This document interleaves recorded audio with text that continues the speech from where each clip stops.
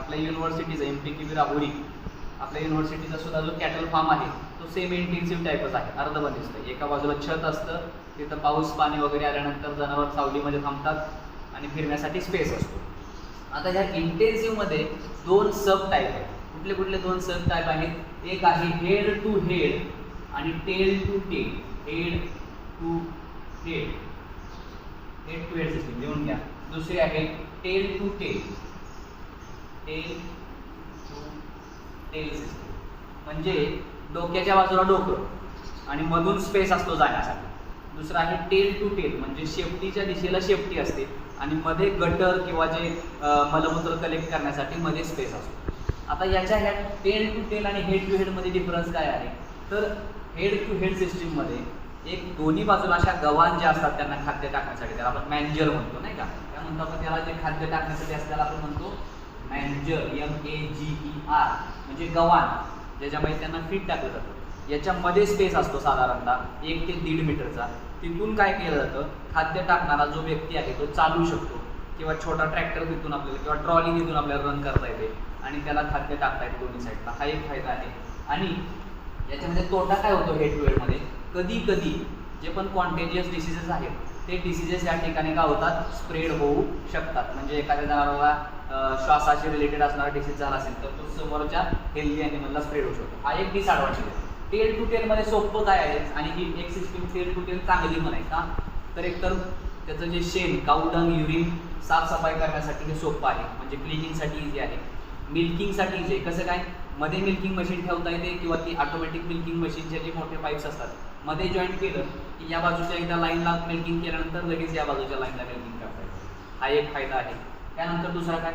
Supervision करण्यासाठी एकदम सोपं जातं. म्हणजे जर पाहणी करायची असेल आपल्याला आपल्या कॅटल फार्मची तर त्यावेळेला टेल टू टेल सिस्टीममध्ये पाहणी करताना एकदम व्यवस्थित करता येतं. म्हणजे ह्याला डबल रो सिस्टीम असं सुद्धा म्हणतात.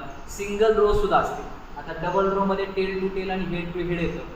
सिंगल रोमध्ये फक्त एकच रो असतो ॲनिमलला. जेव्हा नंबर ऑफ ॲनिमल कमी असतात त्यावेळेला सिंगल रो. म्हणजे सगळ्यात पहिल्यांदा काय? Extensive system. दिवसभर जनावर मोकळी असतात, चरण्यासाठी कुरणामध्ये जातात, संध्याकाळच्या वेळेला घरी येतात. त्यानंतर इंटेन्सिव्हमध्ये दोन प्रकार आहेत, हेड टू हेड आणि टेल टू टेल. बोलायचं सगळ्यांना. त्यानंतर तिसरं सेमी इंटेन्सिव्हमध्ये कसा? सेमी इंटेन्सिव्ह म्हणजे कसा? अर्धबंदिस्त गोठा पडतो, अर्धबंदिस्त. आता याच्यामध्ये आपल्याला स्पेस रिक्वायरमेंट बघायचे. काय बघायचे? Space requirement. हा पॉईंट बघितला की तुमच्या बऱ्यापैकी कन्सेप्ट क्लिअर होतील. पहिल्यांदा आपण इकडे लिहायचं ॲनिमल कुठला आहे ते लिहायचं, असा टेबलच करायचा. त्यानंतर इथं क्लोजचा स्पेस लिहायचा, क्लोज, आणि इथं ओपनचा लिहायचा. क्लोज म्हणजे कुठली? Intensive system. आणि ओपन म्हणजे सेमी इंटेन्सिव्ह किंवा एक्सटेन्सिव्ह सिस्टीम. आपलं सेमी इंटेन्सिव्हच म्हणायचं, एक्सटेन्सिव्ह त्याच्यामध्ये शक्यतो येत नाही. मग आता ॲडल्ट काऊची आहे, प्रौढ काऊ, ॲडल्ट काऊ असं लिहितो का? ॲडल्ट काऊ. आता मी इथं फक्त ॲडल्टचं शॉर्ट फॉर्म A लिहितो. ॲडल्ट काऊ याच्यासाठी क्लोज सिस्टीममध्ये जे आहे तो स्पेस रिक्वायरमेंट आहे का? 2 मिनिटात संपला. 3.5 मीटर स्क्वेअर, 3.5 मीटर स्क्वेअर एका ॲडल्ट काऊसाठी 3.5 मीटर स्क्वेअर एवढा स्पेस लागतो. लिहून घ्यायचं. ओपनमध्ये त्याच्यात डबल करायचं. जेवढं क्लोजसाठी तुम्ही स्पेस लिहाल त्याच्यात डबल ओपनमध्ये यायचं. म्हणजे किती येणार? 7 मीटर स्क्वेअर. त्यानंतर एक ॲडल्ट बफेलो जे असते, ॲडल्ट बफेलो म्हणजे पूर्णपणे प्रौढ असणारी बफेलो, म्हैस, त्याच्यासाठी स्पेस रिक्वायरमेंट आहे 4 मीटर स्क्वेअर. किती आहे? 4 मीटर स्क्वेअर.